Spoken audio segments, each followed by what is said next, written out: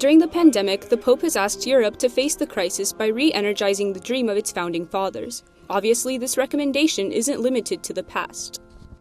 Preghiamo oggi per l'Europa, perché l'Europa riesca a avere questa unità fraterna che hanno sognato i padri fondatori dell'Unione Europea. The Pope refers to the European project of Schuman, de Gasperi, Spaak, and Adenauer, among others. It was a dream that sparked Europe's longest period of peace and prosperity. After centuries of fighting over materials like coal and steel, France and Germany finally decided to share those resources. Their common interests thus became an incentive to replace conflict with collaboration.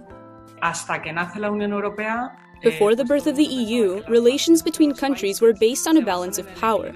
International bodies are indeed based on that balance of power. Nevertheless, right after a war, leaving winners and losers, they said, "We're going to base this project on forgiveness. We're going to start from scratch. We're going to try to be friends, to voluntarily share our sovereignty." Victoria Martín de la Torre wrote Europe, A Leap into the Unknown. It's a thrilling book written as a novel. It recounts how the European countries came to choose collaboration, making the European Union a community, not a multilateral body.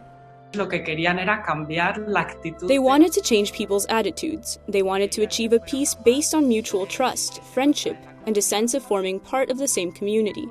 Their idea was, we're creating a community with a destiny. The Pope's proposal to today's leaders is perhaps for them to focus their energy on finding points of collaboration for the common good. Juntos tenemos que solucionar los We have to problemas. solve problems together. It's not about negotiating to see who can gain more.